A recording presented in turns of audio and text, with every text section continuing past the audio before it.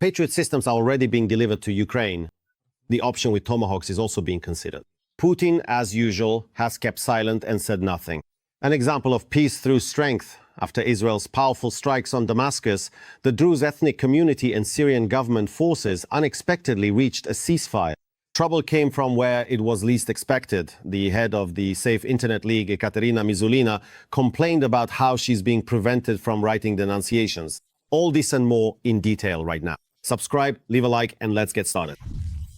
Putin is afraid of America. Any offensive weapons provided by the US could force him to come to the negotiating table, even if those weapons are not used.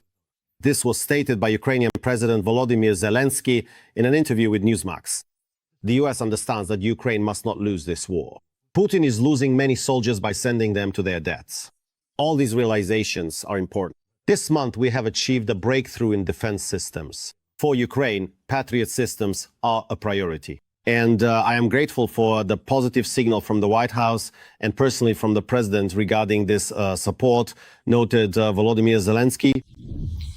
In turn, the US President reported that the missiles he promised for the Patriot air defense systems are already being delivered to Ukraine. Quote, "They are coming from Germany, and then Germany will replace them."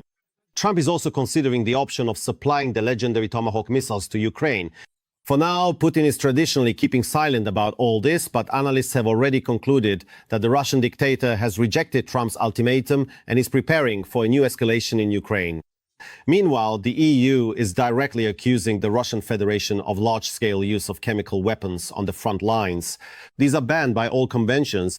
More details coming up in our military review. They are capable of striking targets deep behind Russian lines. The United States may possibly supply Ukraine with Tomahawk cruise missiles.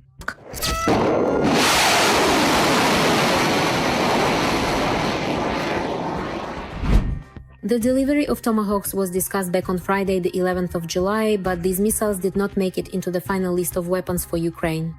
Nevertheless, Tomahawks may be supplied to Kyiv later if Trump decides to increase pressure on Russia. Tomahawks fly at extremely low altitudes, taking the terrain into account, which effectively puts them out of reach of the Russian air defense system.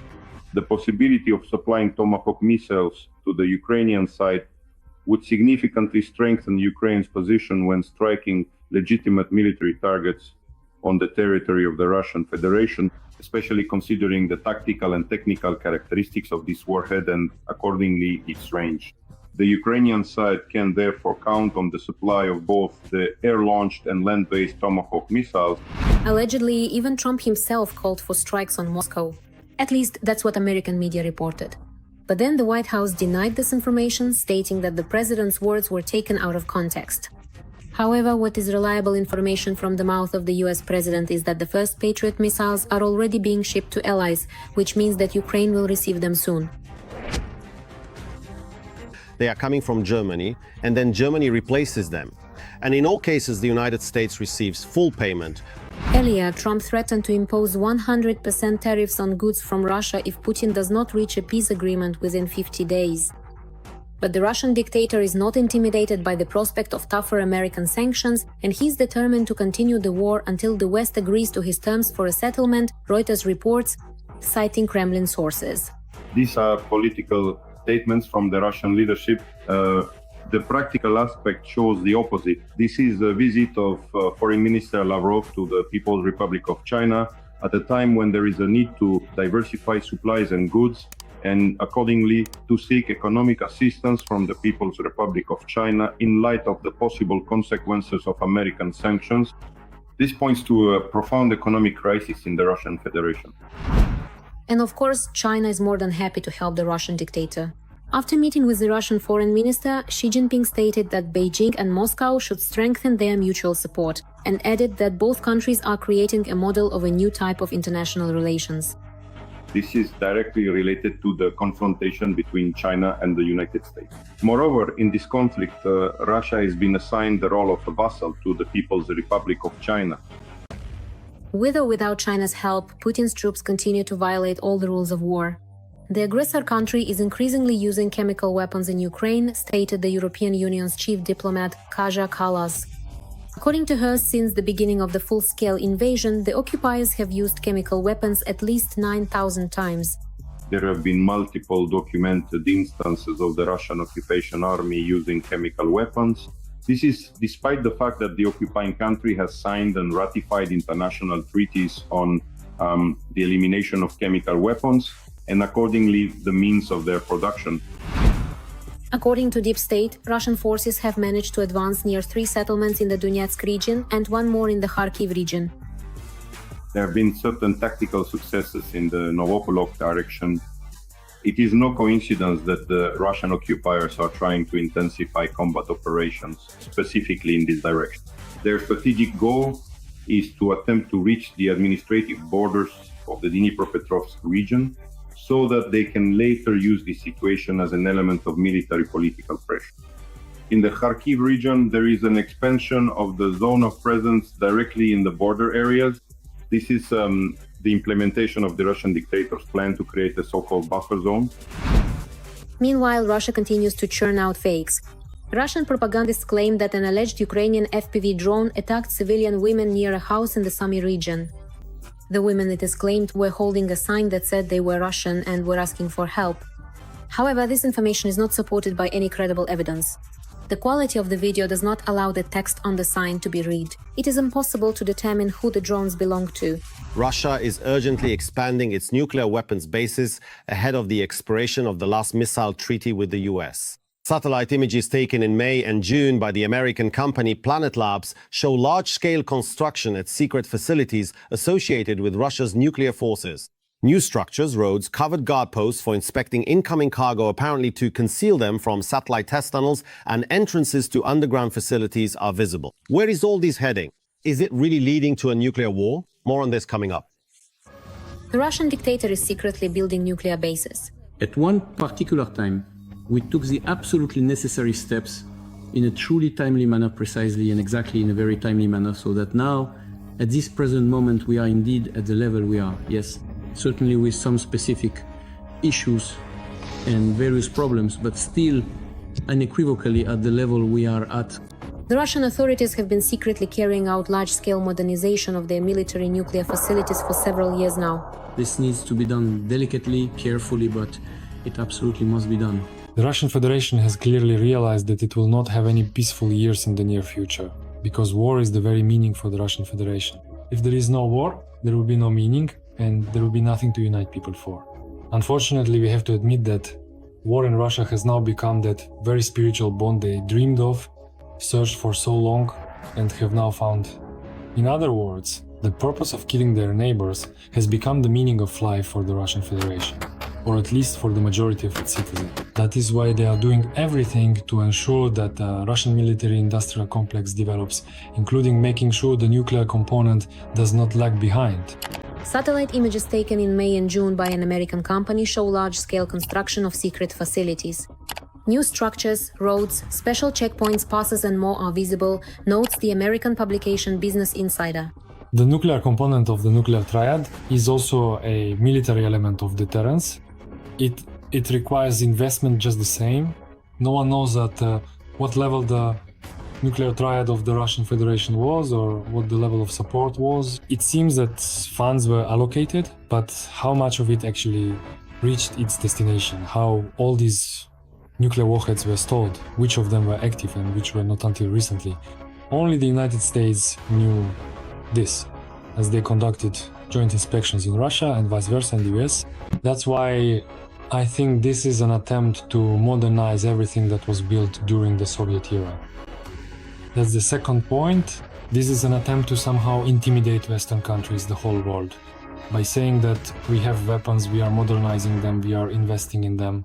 Among the recorded sites are military bases located in Belarus, Kaliningrad, Kamchatka, Murmansk, as well as on the Novaya Zemlya archipelago. The Russian Federation is seriously considering the scenario of the so-called Suwalki corridor, that is a direct confrontation with NATO countries, primarily Poland and the Baltic states, at the moment of creating a land corridor to the territory of the Republic of Belarus to the Russian enclave of Kaliningrad Oblast.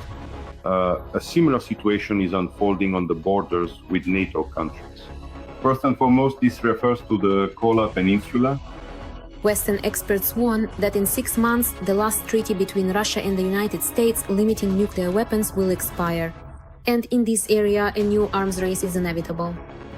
The Russian Federation is not taking into account the experience of the USSR, which could not withstand, respectively, the military, political, and most importantly, economic confrontation with Western countries. Apparently, the Russian Federation faces the same unfortunate outcome. Russia considered the possibility, accordingly, of withdrawing from this treaty, announcing its suspension. There is no such legal term as suspension of a treaty. Nevertheless, this provided grounds to say that Russia would unilaterally attempt to modernize its nuclear triad, which is exactly what is happening with these 5 bases as an example. Russia uses nuclear facilities as a tool of pressure, threatening to use its nuclear warheads. What is really behind Putin's loud statements is anyone's guess. One thing that is a confirmed fact is the problems with the Russian economy, which are making it increasingly difficult to wage war and produce more weapons. Funding has been sharply reduced, and according to the Russian dictator's own assessment, in the next 3 years, the defense budget will be cut. This is primarily due to problems in the Russian economy and the sanctions pressure from Western countries. Therefore, such large-scale reorganizations of nuclear facilities are most likely just another example of a typical Russian long-term construction project. I should note that there are 11 of them on the territory of the Russian Federation. In other words, this already shows that the budget of the Russian Federation does not allow for the simultaneous modernization of all 11 facilities. Don't forget about the corruption factor. A huge number of people in Russia profit from these contracts. Therefore, I wouldn't rule out that this is also part of some business scheme or business project to funnel an enormous amount of money. And even the FSB would have a hard time checking there because the level of secrecy is extremely high, everything is classified, everything is radioactive, and basically it's easy to hide the end user. Well, that's how I see it. So all these bases could simply be empty. But for Putin, they could become yet another opportunity to blackmail and intimidate the entire world. Israeli forces attacked Damascus on Wednesday. The targets of the strikes were the Syrian General Staff Building and the Presidential Palace. OSINT specialists report that as a result of the attack, the Syrian General Staff Building was completely destroyed. The same situation occurred with the Ministry of Defense building. Israel also carried out strikes against Syrian government forces in the Suwaida province amid bloody intercommunal clashes in the region. The pretext for the attack was a massacre in the city of the same name, where more than 30 people were killed as a result of a conflict between Bedouin tribes and local Druze. The Israeli authorities accused the Syrian regime of violent actions against the friendly minority and stated that the military strikes were aimed at protecting citizens with whom Israel has historically close ties. And as it became known after Israel's powerful strikes on Damascus, the Druze ethnic community and the Syrian government forces reached a ceasefire. Perhaps this is a clear enough example of how to achieve peace through strength. Maybe Trump should consider whether it's worth waiting 50 days while Putin continues to terrorize Ukraine. Trump understands that Putin is lying, and it's important to him that he sees this for himself, not just hears it from someone else, said Ukrainian President Volodymyr Zelensky in an interview with Newsmax. The head of the Ukrainian state emphasized that Ukraine has supported all ceasefire initiatives, while the Russian dictator continued his attacks. Amid the growing alignment between the US and Ukraine, the Kremlin rushed to seek favor with Xi Jinping. He has already publicly stated that he will support Russia in its war against Ukraine. What will remain just words in all of this, and what will not find out next in our international review? Every voice matters. Join our community, support independent journalism, and help us bring you the truth from Ukraine. Become a member of Ukraine Today. Join us now. It seems Trump got the impression that Putin wants peace. Despite, of course, the actions of the Kremlin dictator, which showed the opposite. After 50 days, if an agreement is not reached, well, that will be very bad. Yes, tariffs will be imposed and other sanctions will follow. Meanwhile, Trump reports that the deadline given to Russia to make peace could end even sooner. Oh, I don't think 50 days is a long time. And maybe even sooner. I don't think 50 days is a long time. Trump's promise to impose 100% tariffs on buyers of Russian oil and his 5-day ultimatum demanding an end to the war did not have the expected effect on the Kremlin. But who would have doubted that? There have been 24 hours before, and there have been 100 days.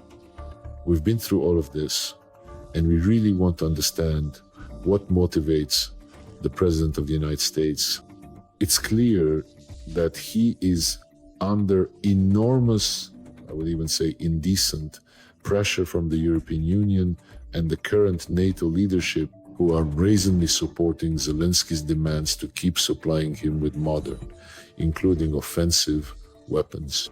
According to Reuters, a new escalation on the battlefield by Russia is possible in the coming months. In doing so, Putin would demonstrate that he has rejected Trump's ultimatum. In my opinion, such a scenario is absolutely unlikely, because this isn't just about relationships. Here we're discussing Trump and Putin. They've got quite an entertaining little threesome going on over there. Of course, I'm talking about electrical appliances, not what some others might have thought. And in this setup, the weak link is, of course, Putin, because right now he's completely dependent on both China and America. And in reality, China and America want the same thing. They don't want the war to end, but they do want its intensity to decrease. Meanwhile, China has also hesitated. She announced an increase in support for Russia in the face of Trump's threats. It is noted that China and Russia are together creating a new model of international relations. In reality, China is simply reclaiming its possessions. They are directly controlling Putin and his gang, which for some reason is called the government of the Russian Federation. And here they are just planting their flags and explaining to the whole world that this is our vassal, this is our territory, these are our resources. If you look at how China, for example, is exploiting Russian forests, you will have no doubt whatsoever about what I'm saying. After Trump, according to the media, supposedly urged Zelensky to strike deep into Russia, he then stated that Zelensky should not do this, and also said that he does not plan to provide Ukraine with long-range missiles. You know whose side I'm on. I'm on the side of humanity. I want the killing of thousands of people every week to stop. I want to stop the killings. I want the killings in the war between Ukraine and Russia to end. That's whose side I'm on. And nothing changes in Russia. There, they propose to fine you not only for extremism, but even for just searching for something about it on the internet. If you just wanted to read about it, you get a fine, and if you dare to advertise a VPN, add another punishment on top of that. The thing is, they are just in a panic, terrified that one day the wheel of popular protest will start turning, because what they're doing now is just completely out of line. They understand that support for Putin, support for the war is rapidly approaching zero there. Unfortunately, it's a pity that at the same time, the number of people there who are ready to take decisive action is also close to zero. All those who were ready for this are either in prison, have been killed, or are abroad. But that's not all. The State Duma has come up with the idea of stripping Russian citizenship for articles related to murder, rape, and organizing illegal migration. And of course, any other crime if it is committed with extremist motives. Yes, this is a method of state control, because revoking citizenship is a convenient way, for example, to remove a Russian opposition figure from any kind of legitimate sphere. This once again shows that somewhere deep within that very monster called the Kremlin, there is now an understanding that everything is going downhill, that anger will continue to grow. By the 23rd of July, the State Duma plans to finally pass a law that expands the list of grounds for revoking acquired citizenship. Previously, there were 64 articles of the Criminal Code. Now, there are already 72. At this rate, soon it will be easier not to keep your citizenship, but to choose something cozier in advance. Russia has a new enemy. His name is Donald Trump. After the resumption of arms supplies to Ukraine, Trump is being attacked on state television like from a machine gun. But as they say, it's not just about Trump. The main craziness of recent days from Skabieva, Solovyov and other Popovs is coming up in the story. In the world of Russian propaganda, time seems to have frozen somewhere between 1943 and surrealism. Here, war is peace, destroyed cities are someone's mischief, and expensive potatoes are the result of a conspiracy by foreign enemies. The thing is, potato prices in Russia have soared so high that this ordinary vegetable has turned into a real delicacy. Ordinary Russians have started to buy the second bread, as potatoes were called in Soviet times, much less often. Potatoes. It's just a catastrophe. I already don't let myself buy cabbage unless I really have to, and now potatoes are a real problem. Have you noticed the rise in food prices? Oh, absolutely. Very much so. So what should we do? The answer is already a traditional one. What is it connected to? How should I know? The war, largely it's because of the war. Everything is going there. All the money is going to the war. What should we do about it? How can the situation be fixed? Zelensky needs to be removed. Everything will be fixed. And as always, the atmosphere of patriotism is on the verge of boiling over. This time, a fresh incident has occurred. The wife of a soldier from the so-called special military operation got into a verbal spat with a veteran, but not of this war.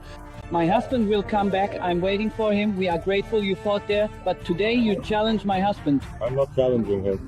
What is he doing there? What is he doing there? He's defending the motherland, got it? Residents of temporarily occupied Mariupol are once again outraged. Those who lost their homes have encountered a new paradox. New mortgage housing is being built where the destroyed residential neighborhoods once stood. But no one is offering these new apartments to the former owners. Where our homes used to be, there are now pits and broken promises. Not only were we not given new housing, but now they're planning to build mortgage apartments on the site of our destroyed homes. DNR Deputy Shishkina Elena said directly at a meeting with residents of our two buildings of the administration that mortgage housing will indeed be built on the site of our demolished building, and up to 10% of the apartments from that building will be allocated to our city. The occupiers also had some advice for Mariupol residents on how to go on living. When asked why these apartments aren't being given to the residents after all, there aren't that many families left. The answer was not well received. Quoting, "These apartments are not for you, and in general, it's Ukraine that should be restoring the city and compensating you for your housing, not Russia." And in today's reality, a new explanation has emerged for why Ukrainian cities lie in ruins. It turns out it's not the evil Russians who are to blame, but the Ukrainians themselves. According to some people's logic, residents are deliberately leaving only damaged houses and destroyed streets for the Russians. They just don't want, you see, the occupiers to come in and live comfortably in their homes. This is the image of a humanitarian catastrophe that would be broadcast to the West. And in fact, their goal, as I understand it, is for all the cities that unfortunately we captured to be left to us in such a deplorable state. That will take Bakhmut, for example. I explored it thoroughly, or Krasnohorivka, Avdivka. It just makes you want to throw up your hands in despair, really. And they calmly, with a sense of duty fulfilled, the AFU withdraw from these cities. That's it. They left us a ruined, broken city. Recently in Russia, Donald Trump's latest statements have truly shattered expectations. On the federal channels, which people have nicknamed Goebbels television, the US president is no longer considered their elephant, especially after his remarks about Putin. And today, Trump with a sneer says, "I'm not satisfied with Putin." Not satisfied. He says, "I'm not satisfied with Putin." Why is that? Before our eyes, Trump is undergoing Bidenization. Trump, from being the only one who could talk to Putin, is turning into just another version of Biden. And does he really think, in all seriousness, that he can now sneer at us and give us orders and we'll just obey? Archpriest Kachov stated that modern women have stopped thinking about demographics and do not want to have children. According to him, women should be encouraged to have children and men should be protected since they are more valuable. We've reached a time when women won't give birth to anyone anymore. They become weak, cowardly, promiscuous, and don't want to have children. We're disappearing, our numbers are shrinking. That's why we need to preserve our people. In other words, there is such a practice preserving the nation. In other words, we need to protect our people. However, in reality, many men themselves willingly go to be disposed of, signing contracts to go to the front for 200,000 rubles. It seems that in this country, it's not so much the men who need to be protected, but rather the remnants of common sense. Trouble came from where it was least expected, or even informers cry sometimes. The head of the Safe Internet League, Ekaterina Mizulina, complained that the bill introducing fines for viewing extremist materials would interfere with her ability to file reports. According to her, the bill could hinder her tireless work monitoring prohibited content and passing the relevant information to law enforcement agencies. We deliberately track such materials and pass the information to the police. The new law essentially makes anyone who reports the discovery of such content a violator, Mizulina complained. The Second Western District Military Court in Moscow sentenced writer Grigory Kartishvili, better known by his pen name Boris Akunin, who has been living in the United Kingdom for several years, to 14 years in prison in absentia. Prosecutor Natalia Makarova also requested that the writer be fined 400,000 rubles and be banned from administering internet pages for 5 years after serving his sentence. All the details are in our next segment. While watching, please like this episode and subscribe to the YouTube channel Ukraine Today. A Moscow court sentenced writer Boris Akunin in absentia to 14 years in a penal colony. The reason was his conversation with pranksters Vovan and Lexus, in which they pretended to be the then Ukrainian Minister of Culture Tkachenko and President Zelensky. Good Russians are dead Russians, that's it. And this position was officially supported, including by myself, yes, of course. That's it. But now I think... It's all absolutely clear.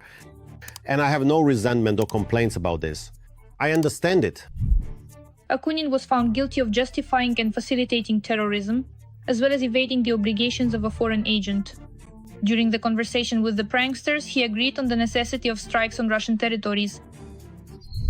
What do you think, just a question from me, about the Crimean bridge? Is this the right thing to do, or is it more of a PR move for us? Like, there are also attacks in the Belgorod region and drones over Moscow. Or is it, well, pointless? You know, even though, as they always say, it truly breaks my heart, I absolutely and completely understand how else could it possibly be? How else? Well, and then, in the very end, sometimes the absolute simplest things truly reach the most thick-headed individuals in the clearest and most direct, straightforward way. Also, Akunin stated that he donates money from his earnings to Ukraine.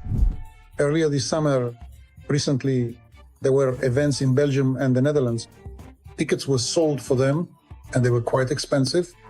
I told the organizers that I wanted all the proceeds to go to Ukraine.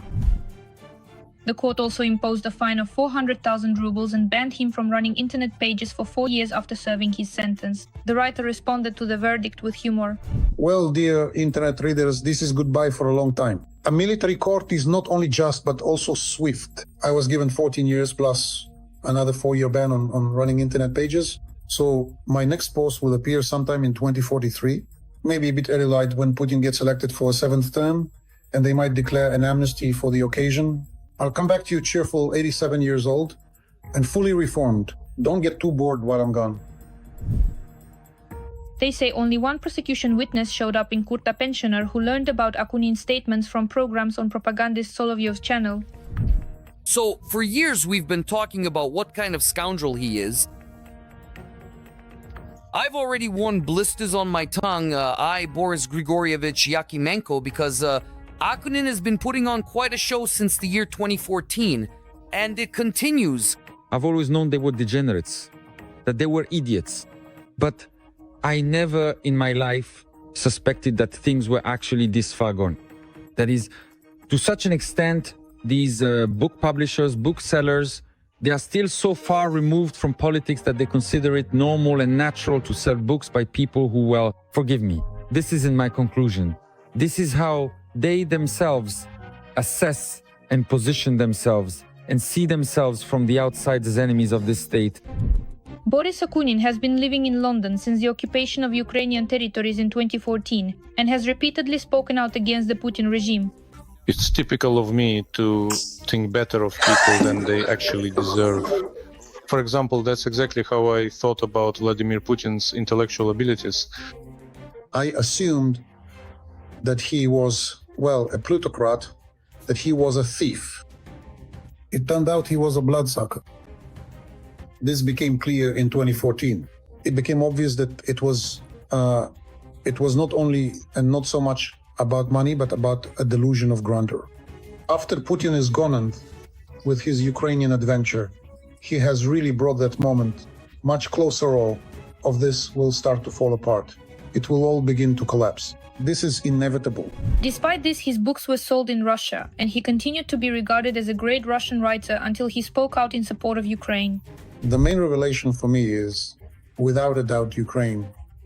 And for me, of course, it was a great and joyful surprise when I saw that this was not the case, that in a moment of trial, Ukrainians showed solidarity and courage. And now I am certain that no matter how difficult the fate of this country may be, this country exists. A large, important, and fascinating country has appeared on the map, and it is especially significant for Eastern Europe. It is very interesting to observe how the Putin regime rehabilitates war criminals like Stalin, while at the same time destroying the few figures whom Russia could genuinely be proud of.